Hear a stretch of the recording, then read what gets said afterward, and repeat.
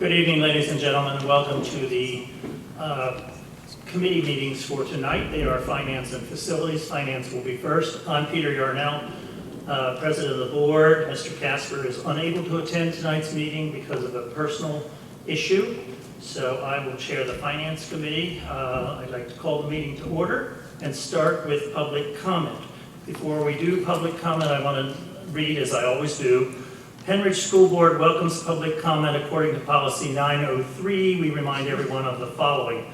Public comment shall be limited to 3 minutes unless otherwise specified by the board. Participants must be recognized by the presiding officer and note their name and municipality. All statements shall be directed to the presiding officer rather than to individual board members, district employees, or members of the public.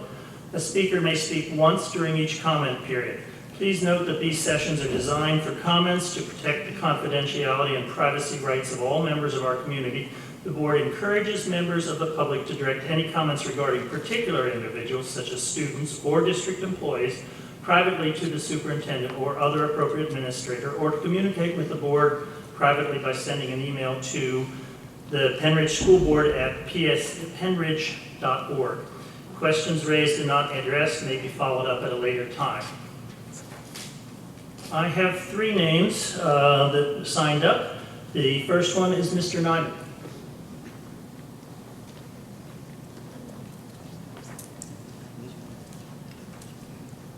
I struggle with your microphone. The face. The little face, if you press it, normally will. There you go. We good? Yeah. Thank you. I signed up to speak on the Sterling Act, which you have a resolution for later this evening. And I have information regarding that and would be happy to share that with the board if they'd like more information. All the municipalities in the Pennridge School District have adopted this resolution, which actually encourages the state legislature to amend the Sterling Act so that EIT money comes directly to us and does not go to Philadelphia. I also wanted to update the board on the East Rock Hill Path project, since I know that's of interest to you. The path has been designed, which I had spoken with you earlier about, and we have applied for a grant from the state, which is a 15% matching grant. And if we're able to do that, I think we will probably be able to do that path, but we want to keep the board apprised, and we appreciate the district working with us. So when that resolution comes up, if you're looking for information, I'm going to stay for that amount of time and happy to answer any questions that I can help you with. Thank you, Mr. Chairman. Thank you. Thank you, Mr. Nyman. By the way, Mr. Nyman is the supervisor, or one of the supervisors from East Rock Hill Township. Yes, this is the 3rd item on the Finance Committee, so at some point we may ask for your assistance. Thank you for the offer. Next name is Reverend Sutton.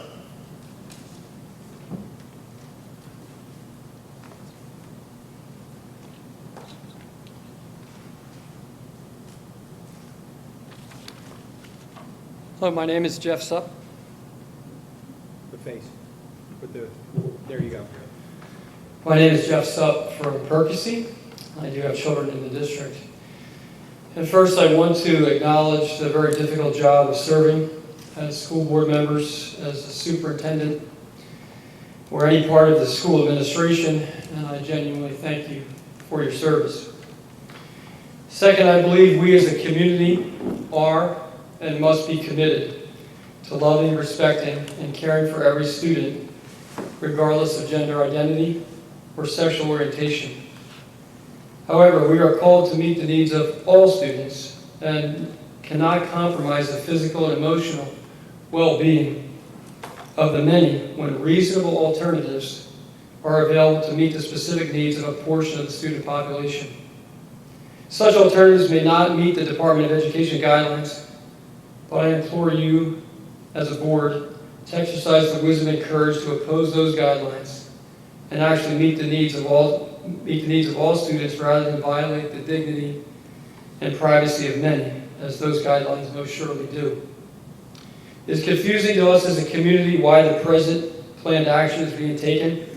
The issue is being debated across the country. And so many districts, including within Bucks and Montgomery counties, are taking simple action to provide for the unique needs of a few students without compromising the many? Why are we taking such extreme action? The school has made communication a priority and done exceptionally well, I believe. And yet on this issue, there's been virtually no communication, including to teachers, parents, and students. The lack of transparent communication leaves the community with whom you serve lost for an explanation. And quite honestly, unsure if we can continue to trust the leadership who before this issue, I sincerely believe had an extremely high level of trust in our community. Furthermore, while such policy change may involve legal implications and may therefore be discussed in executive session of the board, according to board policy, action based on discussions held in executive session shall be taken at a public meeting. As a board that is charged to set school policy, it seems that a policy change of this magnitude, even if permissible, should not be left to burden the superintendent, but rather is clearly within the scope of the board responsibilities. And this policy change, to my knowledge, has never appeared on a public agenda. If you fear the loss of federal funding, I say we as a community can solve that issue. If you fear lawsuit, I ask the board to please consider that a Title IX lawsuit may be filed for either side for failure to provide an emotionally and physically safe environment with equal access to school facilities. Therefore, for the sake of all our kids, please exercise your authority and responsibility to enact a policy that actually meets the true needs of all students without inviting biologically different genders to share the same space. Please reject the Department of Education guidelines that are not law and in fact are unconstitutional. If you do, I believe we as a community will stand with you. Thank you. Thank you. The next name is, and I apologize if I don't get this correct, Mr. Duet? Andy Dan. Thank you. I misread your writing, sorry. It's on. Oh, it's on, okay. And that's not your fault, that's my writing. My name is Andy Dan. I'm here partially as a father of children of Pennridge School District. I'm also representing my wife who has emailed and spoken to several people, both on the board and not. I wanted to kind of express very similar ways to what Jeff just said. I'm very concerned as a parent that this was the situation with the transgender or whatever label you want to give it, how it was brought to us. We kind of found out about this from backdoor. There was no public discussion about this, and it's a concern to me, and I know it's a concern to other parents. And I feel that it's important, and I also want to say I really appreciate what you the board does for the school district, and I have a lot of respect for, I know several of you personally, and I appreciate what you bring to the table. My children have been in this school district from day one, and it is a great school district. I do also want to add to that the communication on difficult subjects, while it's difficult, still needs to be communicated. And that's something I personally feel that it was not a good job this time. And I understand it's a difficult subject, and my heart goes out to any kid that has a struggle of any kind. And I want to make that clear. But I also want to ask you as a parent, both with this current subject as well as moving forward, to be more clear, to communicate more effectively. Because from my side of the table, it looked like it was not as clear. Let's put it that way. Thank you very much. Thank you. That's the last name on the public comment sheet. Is there anyone else who would like to speak before we start the finance? Yes, sir. Please give us your name and municipality.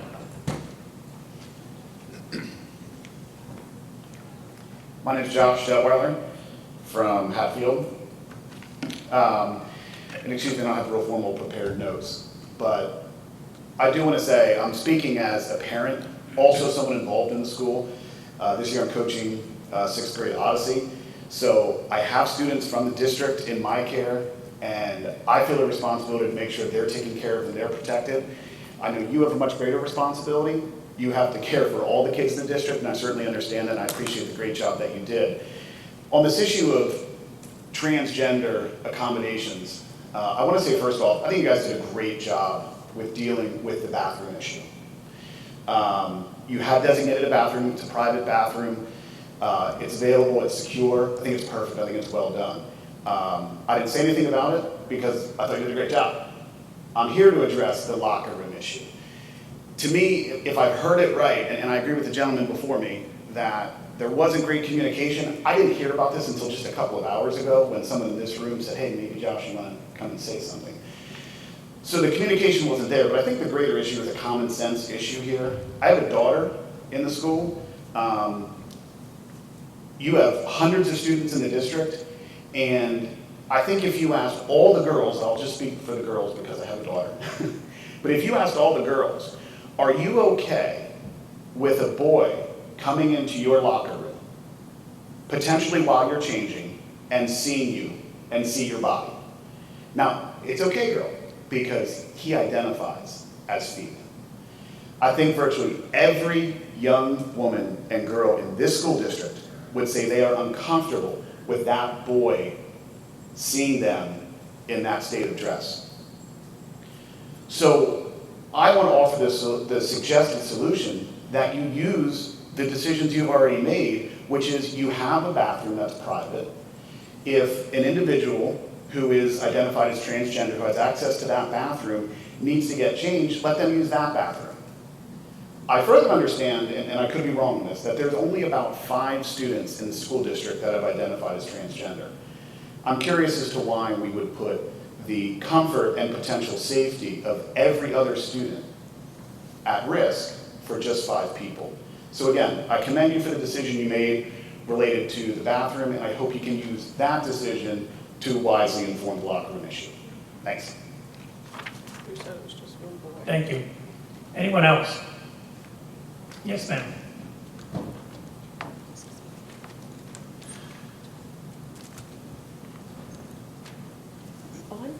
My name is Sandy Huskin. Again, I don't have any prepared notes as that gentleman, and I just came this evening on behalf of my children.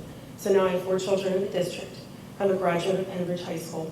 So I understand that we want to be sensitive and include everyone. My brother and I attended this high school. We were 2 of the 6 black children in the school. So I really, the label of discrimination, I'm the last person that I would want to hear that response from, and I hope that you're all taking these comments to heart this evening and you're hearing each and everyone individually, and this is not just something to brush by because it's not on the agenda, but it's a very sensitive topic. And I also have a 14-year-old and a 10-year-old daughter, as well as a 16-year-old and an 11-year-old son. My 14-year-old daughter just started high school. She's mortified to get changed in the locker room in front of the other girls. So I remember middle school and high school very well, and I think if you all sat there for a moment and didn't just pacify me and really thought about how you felt at that time in your life when your body was developing, my daughter doesn't want to get changed in front of other girls because she's modest. She wears tank tops to cover here and here because you don't need to show what you have.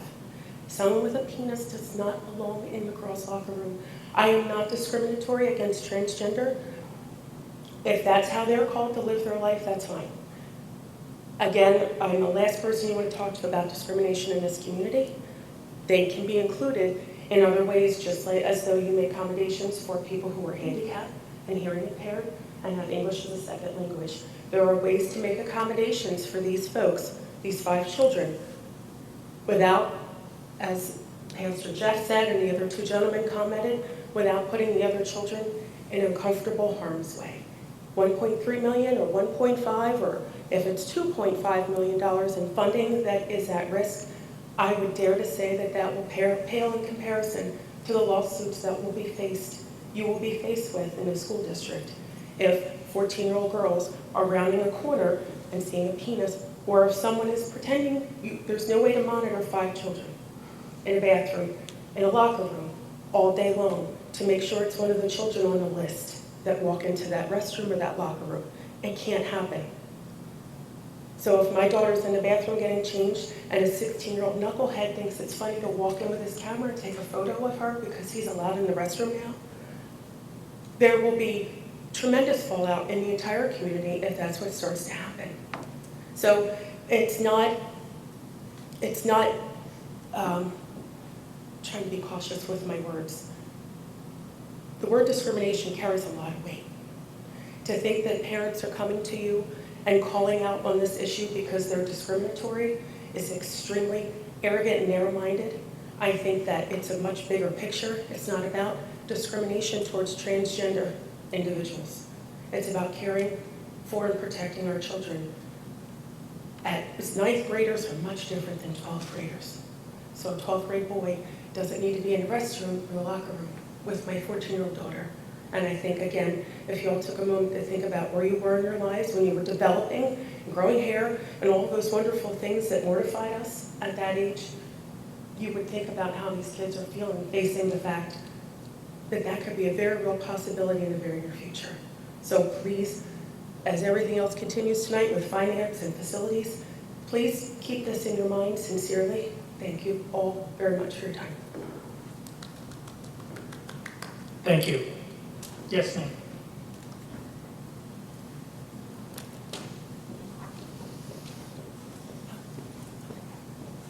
Good evening. My name is Kelly White. I live in Percy Borough, and I'm a proud Pennridge graduate, class of '84. My motivation tonight, as others have said, is not to exclude anyone. My motivation, though, is as a female graduate of Pennridge with nieces enrolled in various levels throughout the district. I'm interested in the Title IX protections. I'm interested in the interpretation of them. And I'm concerned about Pennridge sort of rushing ahead of even where the Pennsylvania State Legislature is. And I'm a little confused by that. So what I mean by that is, dear colleague letters are not legally binding. So I have some questions for you as to why you would jump ahead of that, right? I don't understand that, so I would like for the board to consider their role in balancing these responsibilities you have. And I take them seriously. I feel for you. You're stuck in the middle between the district, representing all the students, the legislature, and the community. That's a tough job you have. It's very tough. But the matter of fact in Pennsylvania is that a Western District Court already upheld the sex-segregated facilities at the University of Pittsburgh. That's a matter of record. 100 state legislators wrote to President Obama and said, we're not ready for this. This isn't legally binding.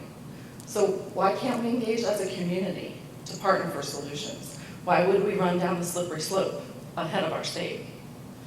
And again, not motivated to exclude, really motivated for my nieces, and wondering when, by the time my 6-month-old niece gets to Pennridge, what sort of privacy will she have?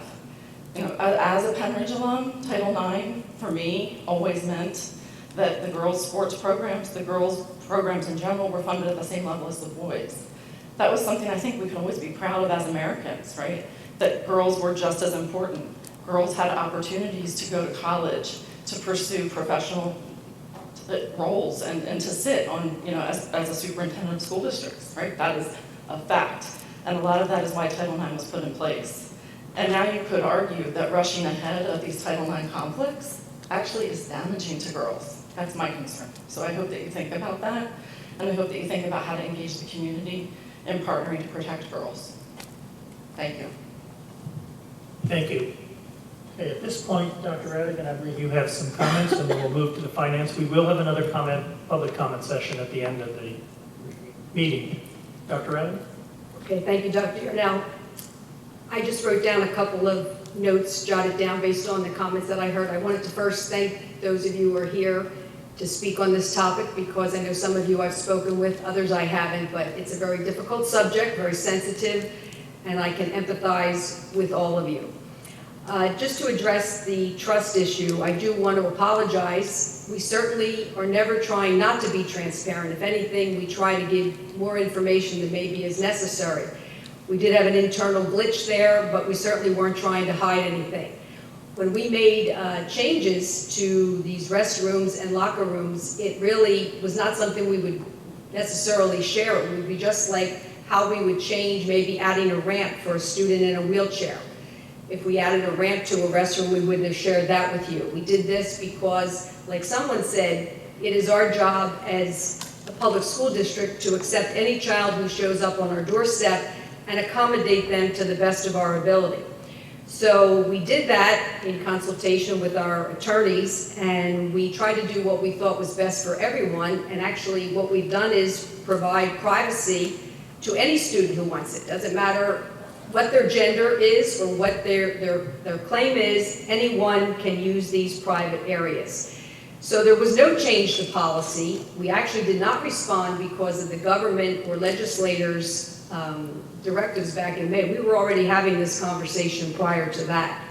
So I just want everybody to know, just to clarify, nothing has changed other than we're trying to give all students as much privacy as they so choose. And I actually spoke with Ms. DeBona today. We've been in school 7 days, and I've asked her if there have been any issues with this topic, and she said there have been none. And to the individual's point about, well, what if a boy goes into the girls' restroom or a girl goes into the boys'? Well, certainly that would be unacceptable because they would be playing a game and there would be consequences for that. So these restrooms are monitored by cameras, and we have security guards here in our school. We want all students to feel safe here and feel protected, and the actions that we took were what we would take for any child or any family who came to us with a need to have some assistance. So that's what I wanted to say, Dr. Yarnell. Thank you. At this point, on the Finance Committee agenda, the first item has to do with contracts for approval. They are listed as items A through O. Do we have any comments or questions from board members? Anything that you need clarified from the administration on these subjects? No? Okay, if not, those have been reviewed by the solicitor and they will be on the agenda on September 26th for approval. The next item is a settlement agreement identified as 2017-04. Again, comments or questions on this? Since Ms. Burkholder is not here tonight, I think if anyone has, this is a confidential settlement, that probably the question should be directed toward her. And if there are no questions or issues, this too will be on the agenda on September 26th.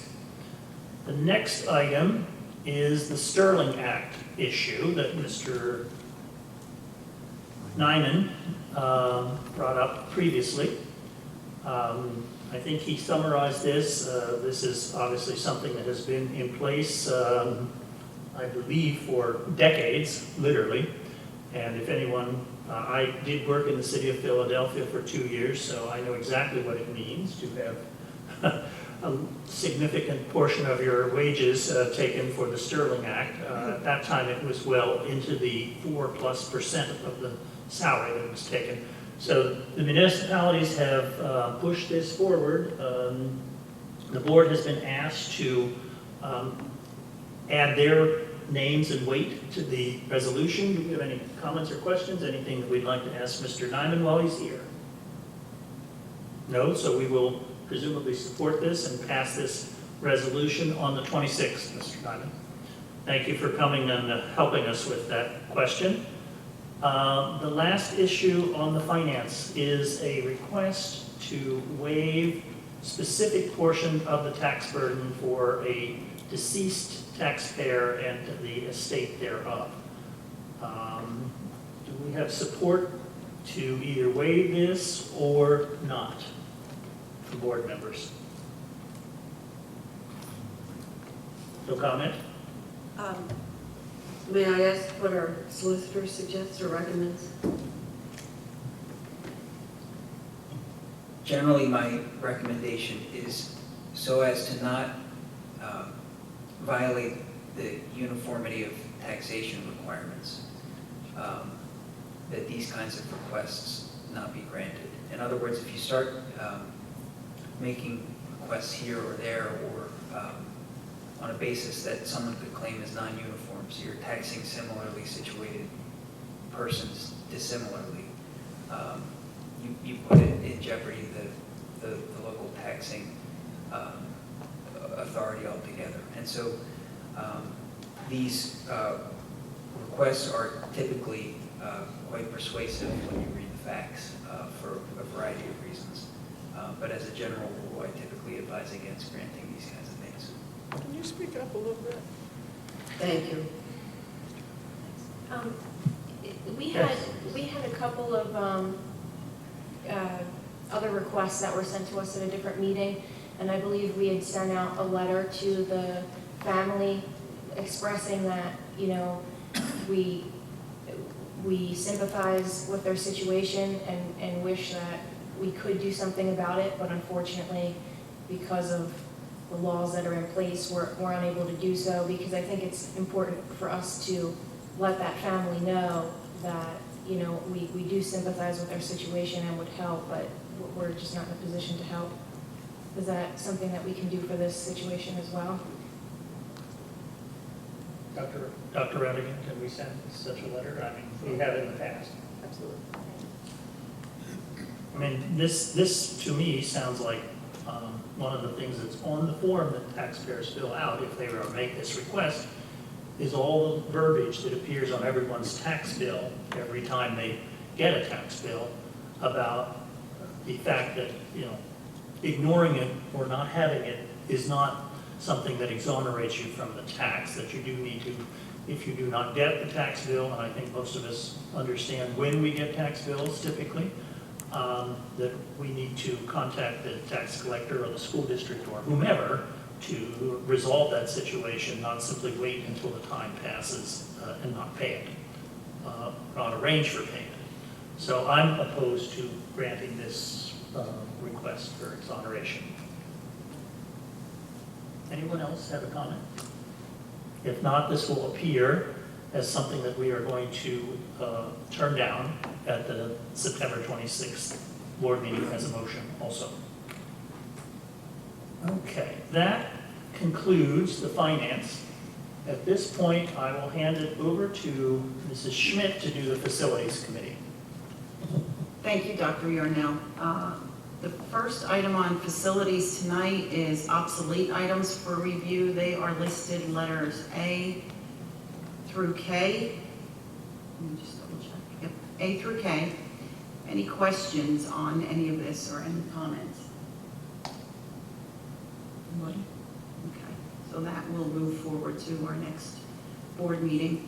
The next item, number 2, is a change order approval from T. Schieffer Contractors, miscellaneous sidewalk and curb replacements, deduct of $1,550. It's a credit for unused materials allowance. Any questions on this? Comments? Seeing none? Okay. That'll move forward as well. The third is the school bus bid results. Mr. Geiger, would you like to speak about this? If you would. Thank you.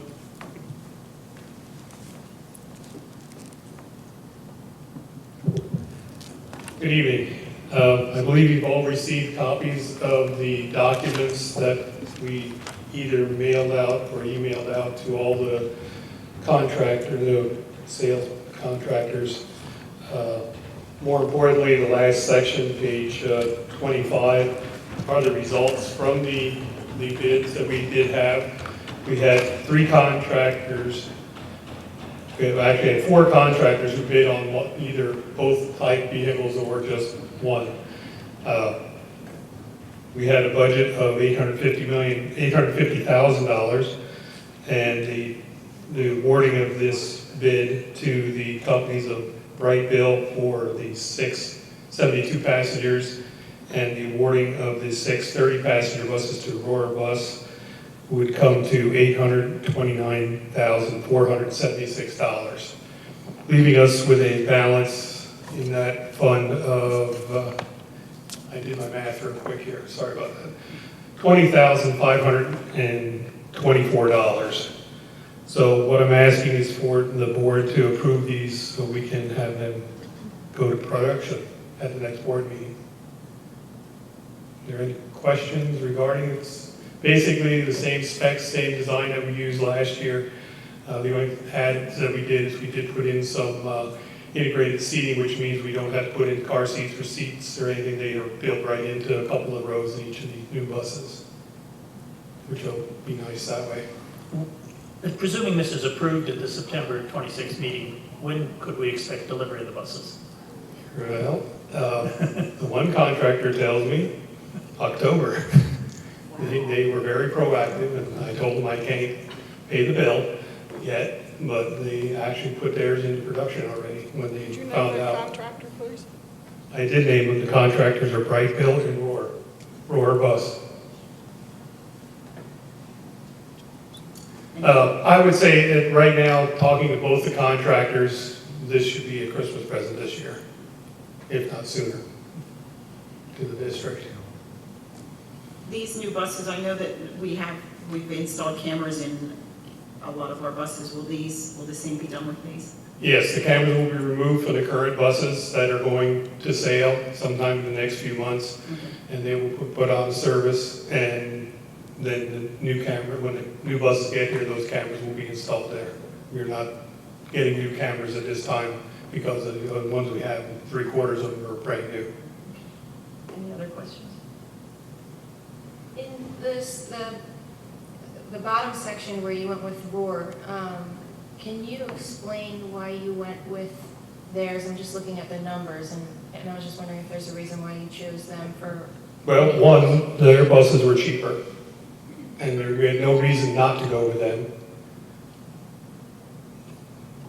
I mean, by state law, we're bound, this is a bid, an RFP, to go with the lower pricing buses. Their buses were $54,512 each, and everyone else was a couple thousand or more. The middle section is what we're getting in trade from them. And I balanced out the trades based on what we could get the best for. And in their case, they had a stipulation in theirs that all the vehicles had to be drivable away from here. We have 2 that have to be towed away. So they're going to somebody else. They're going to Brightville. They're getting the ones that they can drive home. Thank you. Michelle gave it. It is. Yep, we have to look at every detail. Carl is a very great help to me in helping to develop it and to going through the bids and making sure everything is what we're wanting and looking for. I think we did a pretty good job this time. I think so too. We did last time, but I think this time we did also. Thank If I may, I have several other things I'd just like to bring up for discussion tonight. I'm not looking to go to the board yet or anything. Carl and I have a concern with our current mail van. Before today, we had a concern. The concern's a lot bigger now. It is a van that has nearly 300,000 miles on it. We do have excess money now in our budget. We're looking for the board to see if we could pursue getting costs on replacing it through CoStars, so we don't have to bid it. We can get it as a pre-bid. I believe everyone's pretty familiar with CoStars.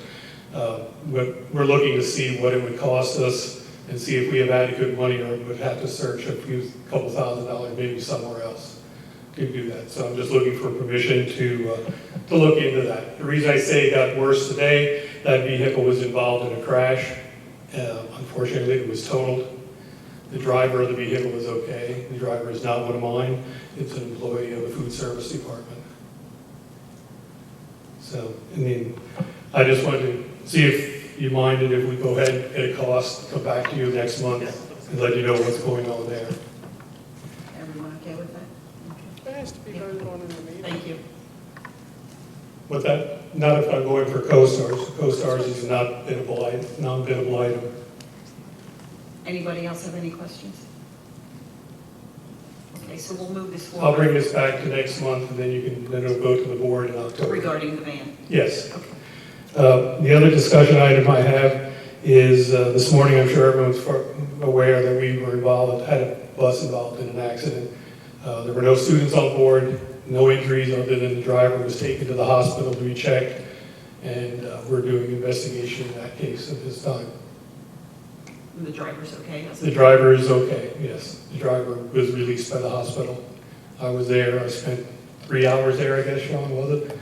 To take her with her to the hospital and then to have her tested at the clinic yet too. Okay? Okay, thank you. You're welcome.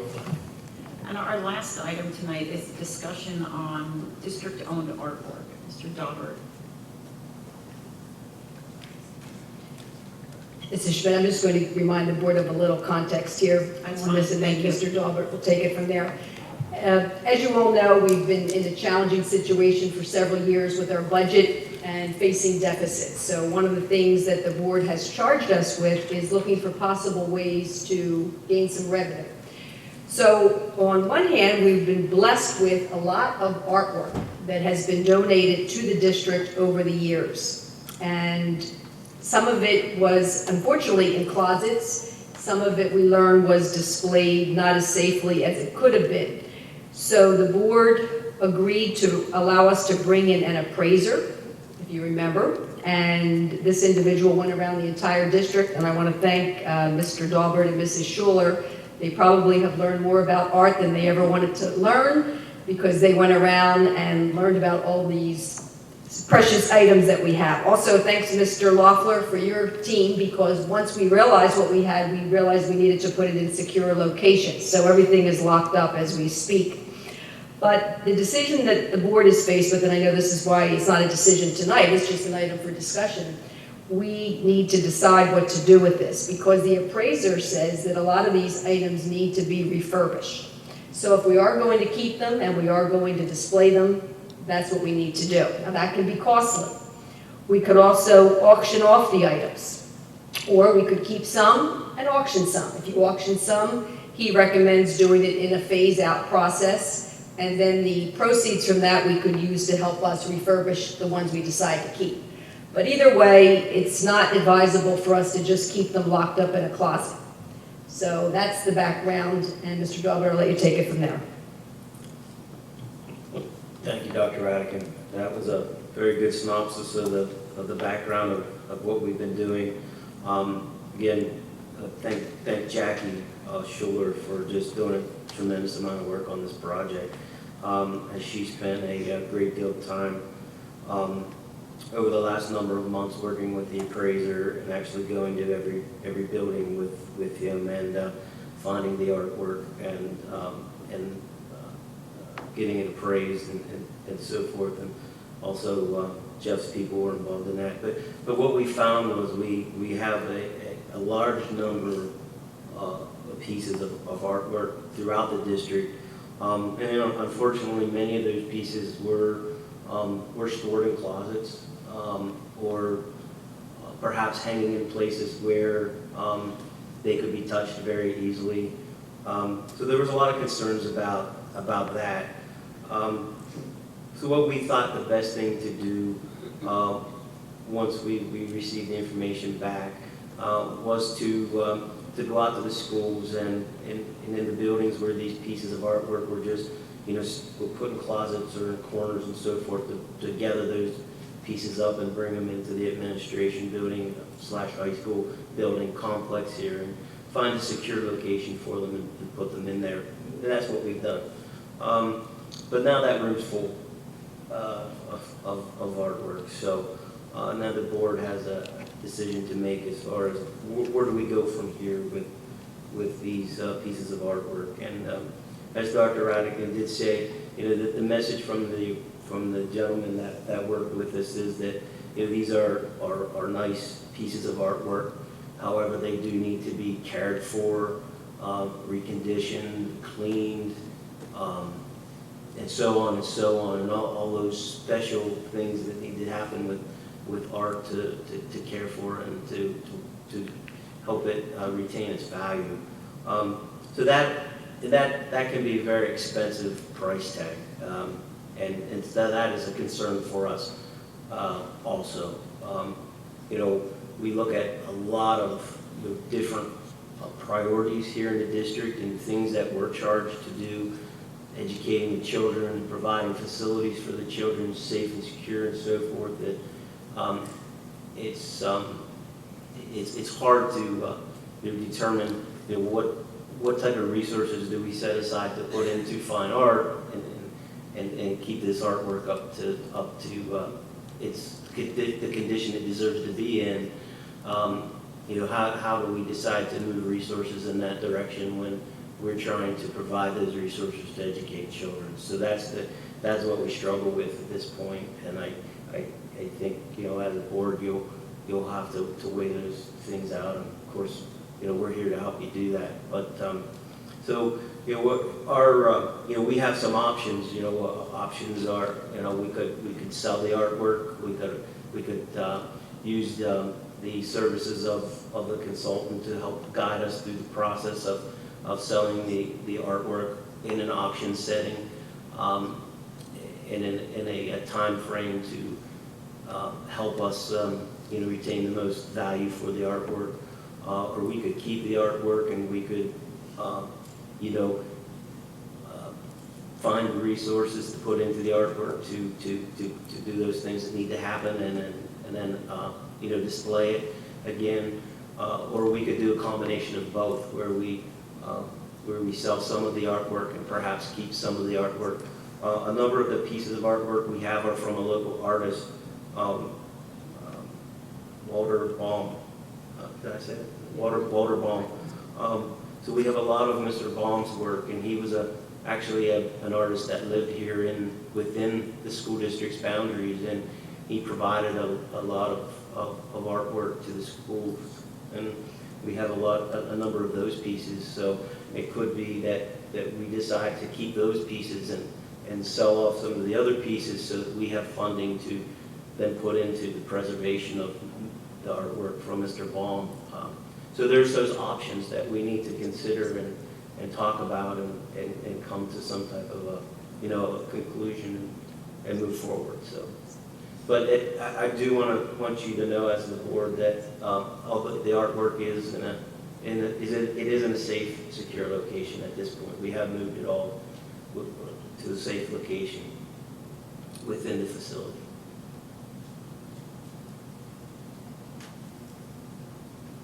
Any questions or comments on this, Dr. Murnau? I don't know how many people are familiar with Walter Emerson Baum, but he certainly is someone who's well-known and highly respected in the art world. He's one of the Bucks County Impressionists. Any of those of you who have visited either the Michener Art Museum in Doylestown or the Intermediate Unit in Doylestown have seen not only his paintings, but those of his, if you will, contemporaries in that particular school of art.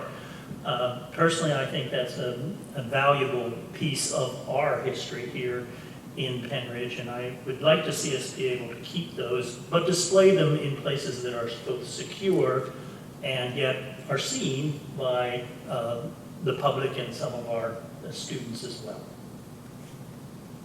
Thank you. Anybody else?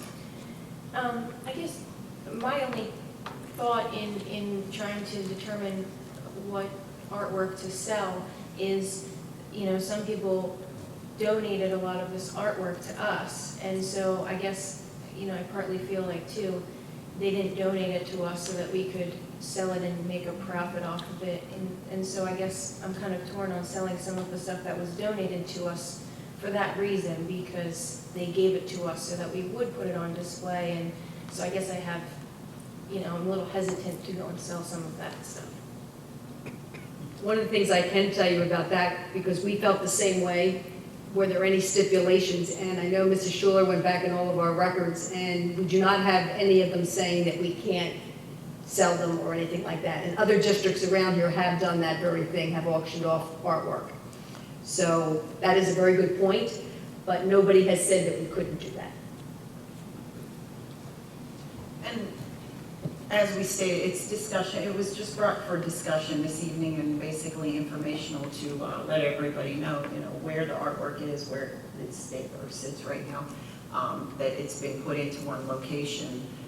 So it'll definitely be a discussion moving forward for us to decide what to do with it. Should it be, in what capacity should it be used? Okay. Can we have a list of, hopefully not burdening anyone further, but is there a list extant of these pieces, the artists and their value at this point? Yeah, we do have a list of all the artwork. We can provide that to the board members. Thank you. Thank you. Anybody else? That's the last item on the facilities. We will have public comment again. I know we did it at the beginning, but you noticed there were a few people that came in late. If there's anybody that would like to speak, you can come up to the podium, state your name and your municipality, please.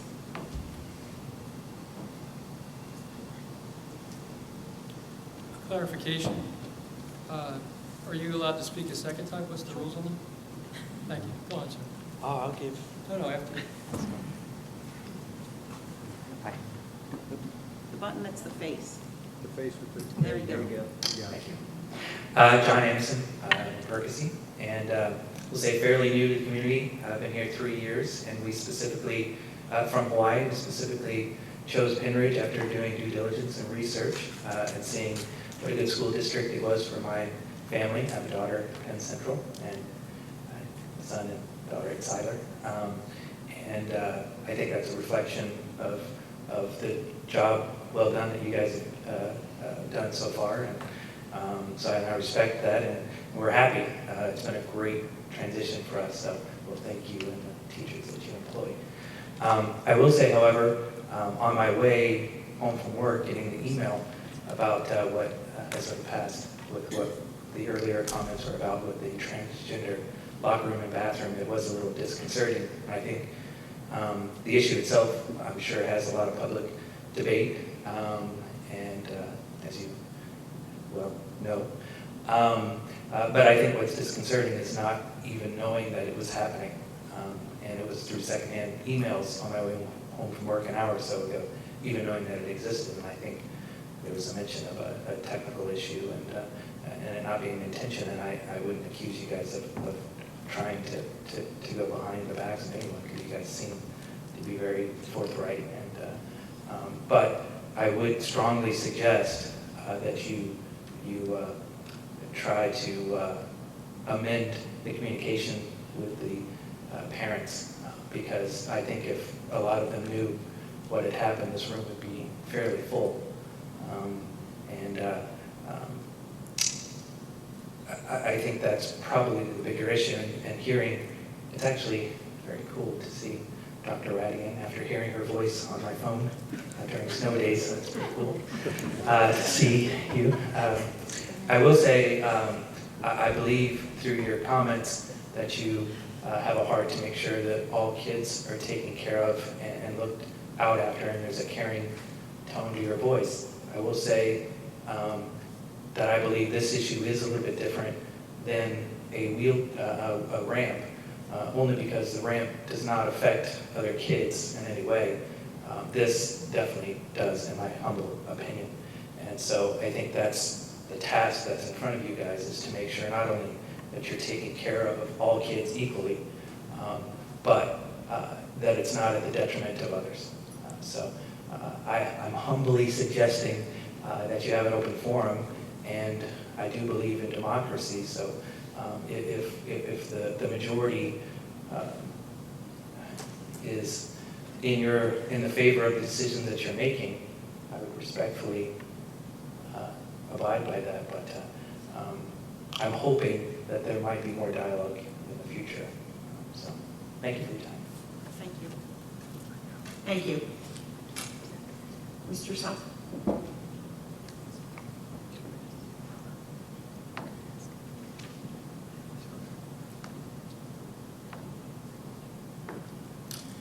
I have, I'm sorry, Jeff Supp, Percy. I have numerous occasions commented on my great respect for Dr. Rattian, and but I find myself confused that if the policy that is being referred to is that of accommodating the needs of students, then perhaps it's true, there's been no policy change. If policy is that of having transgender students in the bathroom and locker rooms, then I think we have another problem entirely, since physical education teachers were not aware transgender students could be in the bathroom or the locker room. School board members were not aware of that. And if that has been our practice, then what she's saying is that up to this point, transgender students have been allowed in those places without a changing stall, without a sign on the bathroom that identifies who's permitted in that space. And the fact is that I know that students have been accommodated in the nurse's office, and so it seems quite unclear to me how we can suggest that there's been no policy change in regards to how transgender students are handled when you have those individuals that are integral to the process that don't know about these things until just a couple weeks ago, which suggests that it is clearly a change in how things have been handled historically. And so I just don't understand how she can say there's not been change. Clearly there's been change. Thank you. Is there anyone else?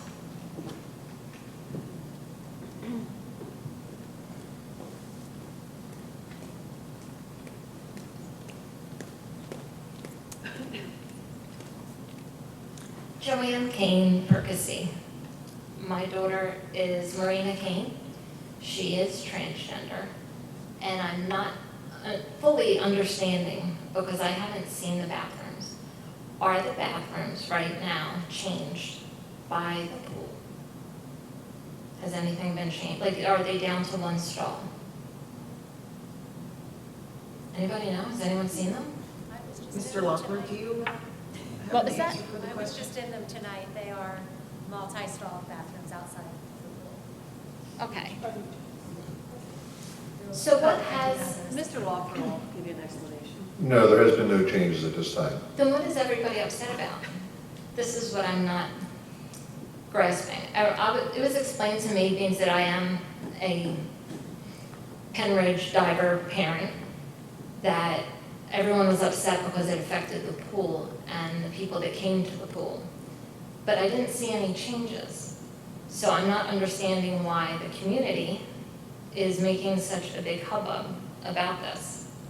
And what are the changes that you guys referred to in the email that have been done? We are changing the bathrooms you're referring to by the pool. They are the ones selected because they had the fewest amount of stalls. Oh, okay. So what we're going to do is there'll just be one stall that whoever goes in there, male or female, will be able to use, and then they can lock the door from the outside, from the inside, excuse me. So the concern with the swimmers was, or maybe the people coming to the swimming meets, where would they then use the restroom if there's a line? And I reviewed with Ms. DeBona, and we did look at the fact that there are 3 hallways off of that area, and each of them have what we call gang restrooms, where there's a lot of stalls. So we'll even put up signs that will show people, if this is a line here, we have other restrooms in other places. Okay, great. And to refer to what you mentioned, is being that my daughter is in high school, she has been in all the locker rooms with the kids. No one's been touched or molested. She's a human being with feelings. And that's what I think people are forgetting. They're not molesters. What about the kids that are gay that are in there? That's something else to look at. So I'm not understanding how, as a community and as a board, you guys can't answer for the community. But I just want to be heard that this is just baffling me, that this is nothing new. The transgender kids have been here. The transgender kids have been in the high school, and quite honestly, you guys don't even know some of them that started when they were little. I only know them because that's my community. That's people that we go to the doctors with. But nobody here knows that they're transgender. So all along, they've been either going in the bathroom stall to get changed, or going somewhere else where there isn't as many kids, which is kind of sad. Before they have gym, they'll go run to a different bathroom and get changed in that stall. They don't want to be noticed. They want to go under the radar. And what everyone's doing is bringing it up in everyone's face, and that's not what they want. They just want to go, get changed, go to gym class, and be left alone. That's what you guys are hopefully, and it appears to be, helping with, which is great. She was physically jumped, choked in this school in the lunchroom, which is why she is not here. And this is what has come from our community. This is the same community that at the pool says, I don't get it, what's in your pants? And that's the mentality that is blowing me away on Facebook, on everything. I just want people to understand, and I want it in the notes, they're not molesters, they're human beings. And I appreciate what you are doing to try and accommodate my child as well as the other kids. And there's still kids coming up in elementary school and in the middle schools that are struggling with this. So this is going to go back way further than the high schools. North Penn has had this over 5 years. There's not one reported touching, molestation, inappropriate conduct of any sort in their records if you go back. This has been going on. I just want to be heard that they're normal. Mrs. Kane, I'd like to thank you for coming forward. Thank you so much. Thank you. Is there anyone else that would like to speak? Mrs. Cullen? I just want to make a comment on the comments in general. Thank you for coming out.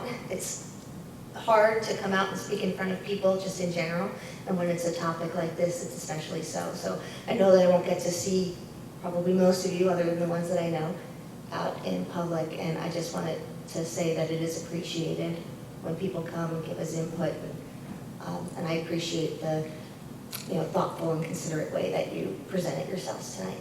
Thank you. I just wanted to also thank everyone who came out and shared your opinions. And I want you to know that even though this isn't an agenda item and it isn't something that we can sit here and discuss tonight, we are taking your comments to heart. I am sympathetic to everyone's point of view, and I'm thankful that you all came out to share your personal experiences. Most of us up here have kids in the district. I have 2 girls in the district. So, our job here is to protect every single student, and your job as parents is to protect your individual child. And, as a parent and as a board member, I'm sympathetic to all of your perspectives, and, I also want to make sure that we protect the privacy of everyone. So thank you for coming out. Thank you, and thank you for everybody coming out and, as was stated, stating your opinions and your comments in a respectful way here tonight. Anybody else? And we will adjourn the meeting. Thank you.